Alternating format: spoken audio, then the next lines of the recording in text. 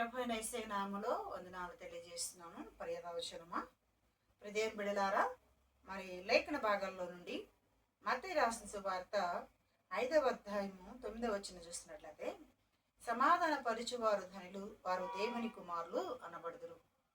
పర్యవచనమా ప్రియదేవుని బిడ్డలారా, మరి దేవుని వాక్యం మనతో మాట్లాడుచున్న మాట ఏంటంటే, సమాధాన పరుచువారు ధనులు, వారు దేవుని కుమారులు అనబడుదురు. నా ప్రియ సహోదరుడా, నా ప్రియ సహోదరి, ఈ రోజున ఏ కుటుంబంలో కదిలించినా, ఎవరిని కదిలించినా సమాధానము చాలా చాలా చాలా కొదువుగా ఉంది, చాలా కొరతగా ఉంది. ఏ కుటుంబాన్ని కదిలించినా అసమాధానం, భార్య భర్తకు, భర్త భార్యకు అసమాధానం, పిల్లలు తల్లిదండ్రులకు అసమాధానం, గమనించిన అత్త కోళ్ల మధ్య అసమాధానం. ఇక్కడ మనం చూస్తున్నట్లయితే సమాధాన పరుచువారు ధనులు, వారు దేవుని కుమారులు అనబడుదురు. నా ప్రియ సహోదరుడా, ఇక్కడ యేసు ప్రభువారు కొండ మీద మరి అక్కడ బోధ చేస్తూ, ఆ కొండ మీద ఎక్కి బోధ చేస్తూ చాలా దీవెనకరమైన మాటలు ఇక్కడ మనం చూస్తాం. 5వ అధ్యాయము 10వ వచనం వరకు కూడా చాలా చాలా శ్రేష్టమైన మాటలు మనం చూస్తున్నాం. ఇక్కడ మనం చూస్తున్నట్లయితే ఫస్ట్ అంటాడు, ఆత్మ విషయమై దీనులైన వారు ధనులు, వారు పరలోక రాజ్యం వారిది అంటాడు. రెండోదిగా మనం చూస్తున్నట్లయితే దుఃఖపడు వారు ధనులు, వారు ఓదార్చబడుదు.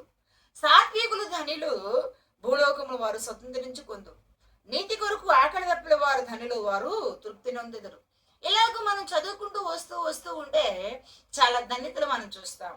ఇక్కడ విశేషమైన ధన్యత ఏంటంటే సమాధాన పరుచువారు ధనులు. నా ప్రియ సహోదరి, సమాధానం నీ కుటుంబంలో ఉన్నదా? ఒకవేళ సమాధానం నీ జీవితంలో లేకపోతే ప్రభు అయిన యేసయ్య నీతోనే మాట్లాడుచున్నాడు. ఇంటిలో అసమాధానం కలిగి ఉన్నావా? ఇంటిలో నలుగురు ఉన్నామండి, నలుగురు 4 దారులుగా ఉన్నారు. మా ఇంటిలో సమాధానం లేదని తల్లులు ఎంతమంది ఉన్నారు, ఎంతమంది ఏడ్చే వాళ్ళు ఉన్నారు, ఎంతమంది భర్తలు ఏడుస్తున్నారు. అయ్యో నా భార్య నా మాట వింటలేదే, నా పిల్లలు నా మాట వింటలేదే, నా కడుపును పెట్టిన బిడ్డలే నాకు వ్యతిరేకంగా నడుస్తున్నారని ఈ అసమాధానం గురించి ఎంతమంది బాధపడుతున్నారు. నా ప్రియ సహోదరుడా, నా ప్రియ సహోదరి, దేవుని వాక్యం నీతోనే మాట్లాడుచున్నది. ఏంటంటే సమాధాన పరుచువారు ధనులు, వారు దేవుని కుమారులు అనబడుదురు. దేవుని కుమార్తెగా, దేవుని కుమారుడుగా ఉండాలంటే దేవుని వాక్యం దగ్గరికి రావాలి. సమాధానకర్త అయిన యేసయ్య యొద్దకు రావాలి. సమాధానకర్త, శాంతి సమాధానానికి ఆధారభూతుడైన యేసయ్య యొద్దకు రావాలి. అడగనగా జ్ఞాపకం చేసుకుంటే ఆయన భుజం మీద రాజ్యభారముండును, ఆశ్చర్యకరుడు, ఆలోచనకర్త, సమాధానమునకు అధిపతి అంట. మన ప్రియుడైన యేసయ్య ఎవరు అని మనం జ్ఞాపకం చేసుకుంటామంటే సమాధానమునకు అధిపతి. ఆయన దగ్గర సమాధానం ఉంది, ఆయన దగ్గర నెమ్మది ఉంది. కాబట్టి మనం ఆయన ఎదుకు రావాలి. దైవలేఖనంలో మనం చూస్తున్నట్లయితే చాలా అద్భుతమైన మాట, చాలా విలువైన మాటలు మనం జ్ఞాపకం చేసుకుంటాం. గమనించండి, సమాధానము ఎవరు లేకుండా ఉంటారని మనం దేవుని వాక్యం తెలియజేస్తున్నట్లే మార్కు సువార్త 5వ అధ్యాయము 34వ వచనం చూస్తున్నట్లయితే, అందుకైన కుమారి, నీ విశ్వాసము నిన్ను స్వస్థపరిచెను, సమాధానము గలదానవై నీ ఇంటికి పొమ్ము అన్నాడు. నా ప్రియ సోదరి, ఇక్కడ మనం చూస్తున్నట్లయితే ఆమె విశ్వాసము ఆమెని స్వస్థపరిచిందంట. సమాధానం గలదానవై పొమ్మమ్మ అంటున్నాడు, పో అంటున్నాడు. నా ప్రియ సోదరి, ఎవరితో మాట్లాడుతున్నాడు యేసు ప్రభు అంటే 12 సంవత్సరాల నుండి రక్తస్రావంతో బాధపడుతున్న తల్లి సమాధానము లేదు. సమాధానం లేకుండా ఆమె ఆ బాధను, ఆ బలహీనతను బట్టి ఎన్నో రాత్రులు నిద్రలేక, ఎన్నో రీతిలుగా వైద్యుల ఎత్తుకు వెళ్ళి, మరి కుటుంబస్తుల చేత ఎంతో నిందించబడి, ఎన్నో ఇబ్బందులు, ఆస్తి అంతస్తులు అంతా కరిగిపోయినప్పటికీ కూడా ఆమె రోగము పోలేదు. ఈ రోజు నా ప్రియ సహోదరి, ఈమెకు ఆ బలహీనత లేకపోతే మరి భయంకరమైన వ్యాధిని బట్టి ఆ 12 సంవత్సరాల రక్తస్రావంతో నింపబడి ఆమె నిండుకొని అనేక రీతిలో దైవరేఖలను చూసినట్లయితే అనేక రీతిలుగా ఆమె తిప్పలు పడిందంట, వైద్యుల వెళ్ళిందంట, ఎన్నో విజయాలు ప్రయత్నం చేసింది. కానీ యేసు ప్రభు వారి యొద్దకు వచ్చి ఆయన వస్త్రము ముట్టగానే ఆమె రక్తదారులు నిలిచిపోయారు. ఆమెకు స్వస్థత వచ్చింది. యేసయ్య దగ్గర మాత్రమే స్వస్థత ఉంది. నా ప్రియ సహోదరుడా, నమ్మకం, నమ్మదగిన దేవుడు ఆయన. నమ్ముకున్న వారిని అన్నాడు ఎప్పుడు విడిచిపెట్టడు. ఎందుకంటే ఆయన స్వస్థపరిచే యెహోవా నేనే అని వాగ్దానం చేశాం. ఆయన చేసే వాగ్దానం నిరంతరం ఏలుచిన దేవుడు, నిజమైన దేవుడు కనుక ఆయన దగ్గర స్వస్థత ఉన్నది. ఇక్కడ జ్ఞాపకం చేసుకుంటే ఈమె ఎన్నో సంవత్సరాలు, 12 సంవత్సరాలంట లేఖనాలు స్పష్టంగా రాయబడు. ఎన్నో తిప్పలు పడింది, ఎంతో మంది వైద్యుల వద్దకు ద్వేషించబడింది, మరి కుటుంబస్తులతో ద్వేషించబడింది, అనేక రీతిలుగా ఆమె చెదిరించబడింది. కానీ ఏసయ్య యొద్దకు వచ్చింది, ఏసయ్య పాదములు పట్టుకొని గమనించిన వస్త్రాన్ని ముట్టింది, ఆమెకు స్వస్థత జరిగింది. నా ప్రియ సోదరి, ఈ రోజున నీ జీవితంలో కూడా నీకున్న బలహీనతను బట్టి, నీకున్న మరి అనారోగ్యతను బట్టి, నీకున్న బీపీ, షుగరు, గమనించండి, భయంకరమైన గుండె నొప్పి, గుండెపోటు, అనేక రోగాలతో నువ్వు బాధపడుతున్నావా? ఏసయ్య నీతో మాట్లాడుచున్నాడు. ఈ స్త్రీని ఎలా స్వస్థపరిచాడు, నేను కూడా స్వస్థపరుస్తాడు. ఆయన నమ్మకం, ఆయన నమ్మదగిన దేవుడు అండి. మనుషులు నమ్మటం అంటే యెహోవాను ఆశ్రయించడం మేలు అనేది దేవుని వాక్యం తెలియజేస్తున్నట్లుగా ఆయన నమ్ముకొని ఆయన పాదాలు పట్టుకున్న మరి ఈ స్త్రీని జ్ఞాపకం చేసుకుంటే 12 సంవత్సరాలు బాధపడిన బాధ ఒక్క క్షణములోనే గొప్ప అద్భుతాన్ని చూస్తుంది. ఆమె జ్ఞాపకం చేసుకుంటే ఆమె ఏసే వస్త్రాన్ని విశ్వాసంతో ముట్టుకుంది, ఆమె స్వస్థత ఉంది. ఈ రోజున కూడా నీ జీవితంలో కూడా నువ్వు కూడా విశ్వాసముతో ఆయన పాద సన్నిధికి వచ్చి, అయ్యా నన్ను బాగు చేసే దేవుడు, నన్ను స్వస్థపరిచే దేవుడు నీవే, నీవే, నీవే, నీవే నా దేవుడు నువ్వేనే ఆయన చెప్పగలిగితే, ఆయనతో చెప్పగలిగిన ధైర్యం, దమ్ము నీకుంటే ఆయన నిజంగా నిన్ను స్వస్థపరుస్తాడు. ఆయన ఎంత నమ్మదగిన దేవుడో, ఎంత గొప్ప దేవుడో, ఎంత శక్తిమంతుడో అది నువ్వు గ్రహించగలుగుతావు. నా ప్రియ సోదరి, ఇంకో స్త్రీని జ్ఞాపకం చేసుకుంటే ఆమె పాపాత్మురాలైన స్త్రీని తరుముతున్నారు, రాళ్ళు పెట్టుకొని తరుముతున్నారు. భయంకరంగా ఆమెను పాపం చేస్తుంటే పట్టుకొని మరి ఆమెను తరుముకుంటూ వస్తున్నారు. గమనించినట్లయితే మోషే ధర్మశాస్త్ర ప్రకారం ఆమెను రాళ్లతో కొట్టి చంపాలి అని తరుముకుంటూ వస్తే యేసు ప్రభు వారు ఆయన ఒక చోట కూర్చొని ఆయన ప్రభువును ధ్యానం చేస్తున్న సమయంలో ఆ స్త్రీ ఆయన దగ్గరకు వచ్చి నిలబడింది. ఆమె ప్రాణభయంతో వచ్చింది, భయంకరమైన పరిస్థితులు ఆమె వచ్చింది, వణుకుతూ గడగడ వణుకుతూ ఆయన ఎద్దుకు వచ్చి నిలబడగానే అక్కడ ఆమెను తరుముకున్న వాళ్ళు వచ్చి కూడా ఆయన ఎద్ద నిలబడ్డారు. అందరూ నిలబడ్డారు, ఆ స్త్రీ నిలబడింది.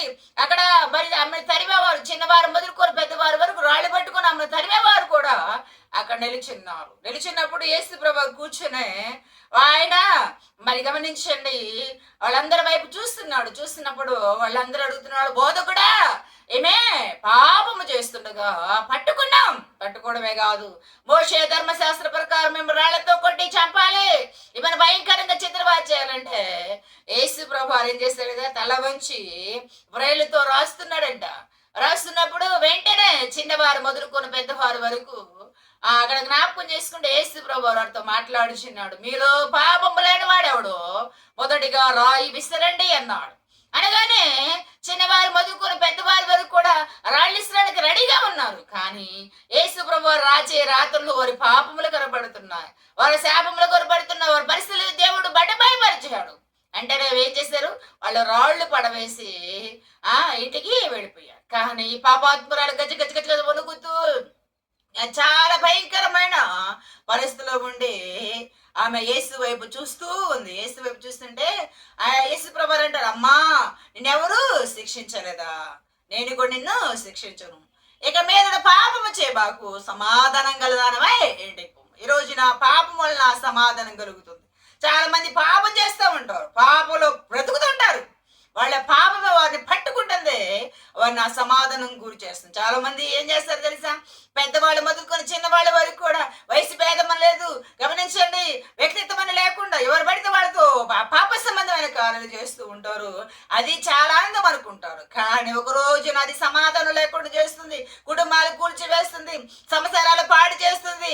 దానివల్ల ఎంతో భయంకరమైన మరి నష్టం, అవమానం కలుగుతుంది. కాబట్టి ఈ పాపాత్మురాల యేసు ప్రభు ఎందుకు వస్తే యేసు ప్రభు చెప్తున్నాడు, అమ్మా ఇక మీదట పాపం చేయబాకమ్మా, సమాధానం గలదానమై పొమ్మమ్మ, పో ఇంటికెళ్ళు, సమాధానం ఉండు, పాపం చేయబాకు. నా ప్రియ ప్రభు ఎంత మంచిది ఇవ్వడండి.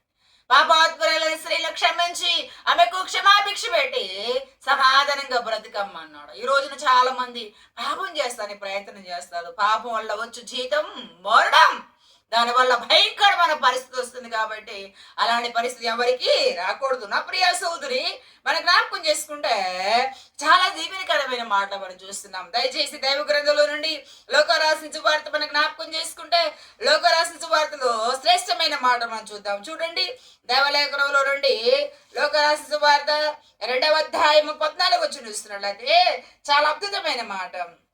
సర్వోన్నతమైన స్థలములో దేవునికి మహిమయు, తనకిష్టమైన ప్రజలకు, తనకిష్టమైన మనుషులకు భూమి మీద సమాధానము కలుగును కదా. దేవుడికే స్తోత్రం.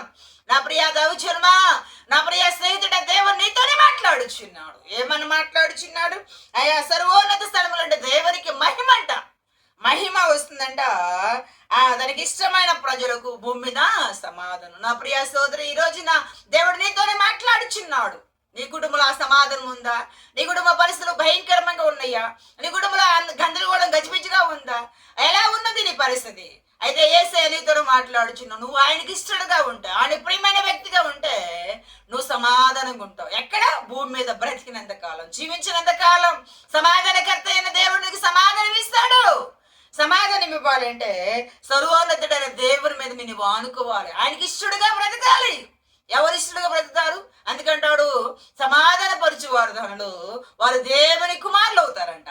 దేవుని కుమారులు ఆయనకి ఇష్టమైన కుమారులుగా, ఆయనకి ఇష్టమైన బిడ్డలుగా, ఆయనకి ప్రీతికరమైన బిడ్డలుగా ఉండాలి అంటే ఏం చేయాలంటే దేవునికి మహిమార్థంగా మనం బ్రతకాలి. మన కోసం మనం బ్రతకడం కాదు, మన పిల్లల కోసం మనం బ్రతకడం కాదు, ఈ లోకంలో ఉన్న వాడి కోసం బ్రతకడం కాదు. ఈ రోజు ఒక రోజున గతించిపోతాయి, అవి లయమైపోతాయి. కానీ సమాధానకర్త అయిన యేసయ్యను నమ్ముకొని ఆయనకి ఇష్టడుగా, ఆయనకి ప్రేమైన బిడ్డగా ఉన్నట్లయితే, సమాధానకర్త అయిన యేసయ్యతో సహవాసం చేసినట్లయితే ఏంటంటాడు, భూమి మీద తనకి ఇష్టమైన ప్రజలకు సమాధానం కలుగుతుందంట. నా ప్రియా సోదరుడు, ఈ రోజు నా సమాధానంగా ఏడుస్తూ దుఃఖపడుతూ, అయ్యో నా పరిస్థితి ఏంటి, నా బిడ్డల పరిస్థితి ఏమిటి, నా జీవితం ఏమిటని దుఃఖపడుతున్నా ప్రియా సోదరుడు, దేవుడు నీతోనే మాట్లాడుచున్నాడు, నిన్నే హెచ్చరిస్తున్నాడు. నీ జీవితంలో సమాధానం కలిగి బ్రతకాలి. బ్రతికితే ఆయన కోసమే బ్రతకాలి. క్రీస్తు యేసునందున్న వారికి ఎలాంటి శిక్ష లేదంట. ఆయనతో నువ్వు ఉంటే ఎల్లప్పుడూ సమాధానమే. కుటుంబంలో అలజడి వచ్చింది, భయంకరమైన ఆర్థిక ఇబ్బందులు వచ్చాయి, భయంకరమైన ఆటుపోట్లు వచ్చాయి, భయంకరమైన తుఫాన్లు వచ్చాయి. అయినప్పటికీ కూడా కలత చెందువు, కలవరపడు. దేవుడు ఉన్నాడు, నా కుటుంబాన్ని కడతాడు, నా అప్పుల భారం తీసివేస్తాడు, నా రోగం తీసివేస్తాడు, నాలో ఉన్న ప్రతిదిన బలహీనతలు దూరపరుస్తాడు. నువ్వు ఒక నమ్మకంతో ఆయన మీద ఆనుకోగలిగితే ఆయనకి ఇష్టడుగా ఉంటావు. ఆయనకి ఇష్టమైన వారు కదల్చబడరు, కలవరపడరు. వాళ్ళు ఎలా ఉంటారంటే స్థిరమైన బిడ్డలుగా ఉంటారు, స్థిరమైన జీవితం కలిగిన వారుగా ఉంటారు. నా ప్రియా సోదరి, నా ప్రియా సోదరి, నువ్వు ఎలా ఉన్నావు? నీ జీవితం ఎలా ఉంది? సర్వోన్నతుడైన దేవుని మీద అనుకున్నావా? సర్వోన్నతుడైన దేవునికి ఇష్టడుగా నువ్వు ఉన్నావా? అలాగున్నట్లయితే మహామహిమ గల దేవుడు నీకు సమాధానం ఇస్తాడు. అందుకంటే నా సమాధానం మీకు ఇస్తున్నాను, నేను నా సమాధానం మీకు ఇస్తున్నానని దేవుని వాక్యం తెలియజేసిన. ఆయన సమాధానం పొందుకోవాలంటే సమాధానకర్త అయిన దేవుడు నిత్యం ప్రార్థన చేయాలి. ప్రార్థన చేయడమే కాదు, ఆయన సన్నిధిలో వాక్య ధ్యానం చేయాలి. ఆయనే సర్వమని, ఆయనే మన ఆధారం అని ఆయన మీద ఆధారపడి బ్రతకాలి. బ్రతికితే ఆయన కోసమే బ్రతకాలి, చనిపోయిన ఆయన కోసమే చనిపోవాలి. క్రీస్తు యేసునందున్న వారికి ఎలాంటి శిక్ష లేదని దేవుని వాక్యం తెలియజేస్తుంది. కనుక నీలో సమాధానకర్త అయిన దేవుడు ఉండాలి. నా ప్రియా సహోదరుడా, నా ప్రియా సహోదరి, మనం జ్ఞాపకం చేసుకున్నాము, సమాధాన పరుచువారు ధనులు వారు దేవుని కుమారులు ఉంటారు. రెండవదిగా సమాధానం లేని స్థితిలో ఉన్న మరి ఆ 12 సంవత్సరాలు గల స్త్రీకి స్వస్థత దొరికింది.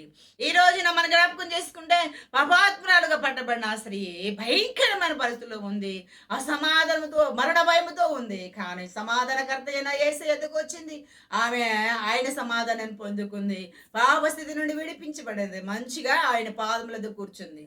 నా ప్రియ సోదరి, సమాధానం కలిగి ఉండాలంటే సర్వోన్నతుడైన దేవుని మహిమపరచాలి. మహిమ మహిమ మహిమ ఆయన ఎప్పుడు మహిమపరచాలి. నీవు మాత్రమే కాదు, నీ భర్త, నీ పిల్లలు, నీ పిల్లల దేవుని మహిమపరచాలి. ఎంత మంచి దేవుడు అండి! ఈ నమ్ముకున్న వారిని అన్నాడు ఎప్పుడు విడిచిపెట్టేవాడు కానే కాదు. ఎన్ని వచ్చినా ఏది వచ్చినా నా దేవుడు ఉన్నాడు, నా ప్రభు ఉన్నాడు, నా ప్రాణములకు ప్రియుడున్నాడని ఒక విశ్వాసం, ఒక దృఢ నమ్మకం కలిగి బ్రతకాలి. బ్రతికితే ఆయన కోసమే బ్రతకాలి. ఈ లోకంలో ఏది లేదు తల్లి. ఈ లోకం మాయ, ఈ లోకం వ్యర్థం, ఈ లోకం శూన్యం. ఇది నాది, అది నాదని అసమాధానంగా ఉన్నావా? ఈ లోకంలో నాది అనుకున్నది ఏది నీ దగ్గరకు రాదు, ఏది నీకు ఎక్కడికి రాదు. కానీ యేసయ్య ఒక్కడు నీతో ఉంటే నీ గుండెల్లో ఉండే సమాధానం. భర్త ఉన్నా లేకున్నా, భార్య ఉన్నా లేకున్నా, పిల్లలున్నా లేకున్నా, ఈ లోకంలో ఏదున్నా లేకున్నా యేసయ్య ఒక్కడుంటే నీ జీవితం సమాధానంగా ఉంటుంది. సమాధానం కర్త అయిన యేసయ్యకు మహిమకరంగా బ్రతకాలి. ఇక్కడ జ్ఞాపకం చేసుకుంటే సర్వోన్నతమైన స్థలాల్లో దేవునికి మహిమయు, తనకిష్టమైన ప్రజలకు, తనకిష్టమైన మనుషులకు భూమి మీద సమాధానం కలుగును గాక.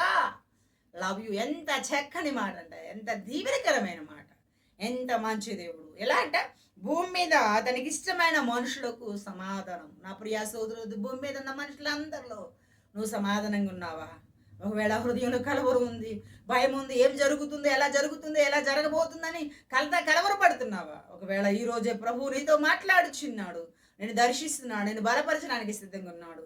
నీ జీవితాన్ని ఆయనకు అర్పణ చేసుకుని ఆయన సన్నిధిలో సాగిపోయినట్లయితే మహాగణుడు, మహోన్నతుడు, సర్వోన్నతుడైన దేవుడు నిన్ను దీవిస్తాడు.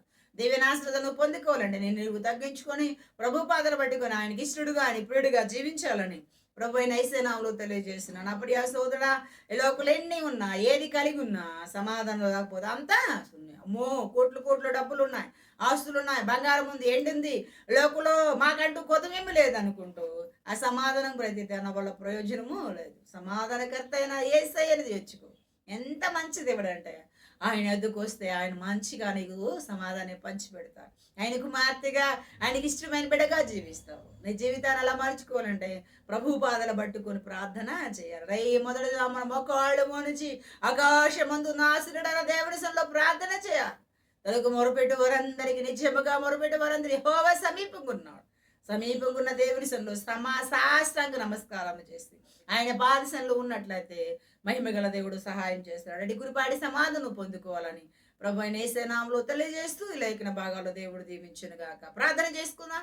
మహాపరిషుద్ధుడు, మహోన్నతుడవైన మా యేసు రాజా, నీ బంగారు పాదాలకు వందనాలు, స్తోత్రాలు స్తోత్రాలు స్తోత్రాలు. నాన్న, నువ్వు ఎంతైనా మంచి దేవుడు అయ్యా, ఎంతైనా గొప్ప దేవుడు, ఎంతైనా ఘనుడవయ్యా, నీకు సాధ్యమైనది లేదు నాన్న. నీ స్తోత్రాలు. నేను మంచిగా మీరు వాక్యాన్ని మాకు బోధించారు, మీరు తెలియజేశారు. పరిశుద్ధాత్మ దేవుడా, మీ లేఖనంలో నుండి శ్రేష్టమైన మాట మాకు తెలియజేశారు. ఆ మాట మా హృదయాల పదనపరుచుకుని వాక్యానుసారంగా జీవించగలిగే భాగ్యం దయచేయండి. ఈ డూపు ద్వారా ఎంతమంది బిడ్డలు వింటున్నారో వారందరి క్షేమము దయచేయండి, వారందరికి సమాధానం దయచేయండి, వారి కుటుంబాల్లో నెమ్మది దయచేయండి. ఆర్థిక ఇబ్బందులు, అవసరతలు, ప్రభా ప్రతిదిన బలహీనతలు దూరపరచండి. నెమ్మదికరమైన జీవితాలు దయచేయండి అయ్యా. యూట్యూబ్ చూస్తున్న ప్రతి కుటుంబాన్ని, వారు ప్రతి బిడ్డను దీవించండి, ఆశీర్వదకరంగా చేయండి ప్రభా. అయ్యా సంఘాల పరిచర్యని అయ్యా అనురంతల ఆశీర్వాదంతో నింపండి అయ్యా. సంఘ బిడ్డలందరూ దీవించండి, క్షేమకరంగా ఉండడం సహాయం చేయండి. మీ ప్రభా, మీ నా మహిమ కొరకు ఇస్తున్నది జరిగిస్తున్నందుకు వందనాలు, స్తోత్రాలు చెల్లిస్తూ మా ప్రియుడు, మా ప్రాణనాథుడైన యేసయ్య శ్రేష్టమైన పరిశుద్ధ నామములో వేడుకొని ప్రార్థన చేయుచున్నాను తండ్రి, ఆమేన్. నా ప్రాణమా యెహోవాను సన్నిధించుము, నా అంతరంలో సమస్త మా పరిశుద్ధ నామమును సన్నిధించుము. నా ప్రాణమా యెహోవాను సన్నిధించుము, ఆయన చేస్తున్న ఉపకారంలో దేనిని మరొకము. తండ్రి ఆ కుమారుని ప్రియ పరిశుద్ధాత్మ సువాసము ఎప్పుడు ఎల్లప్పుడు సదాకాలం అందరికీ తోడై ఉండును గాక. Amen. God bless you all. అందరికీ వందనాలు.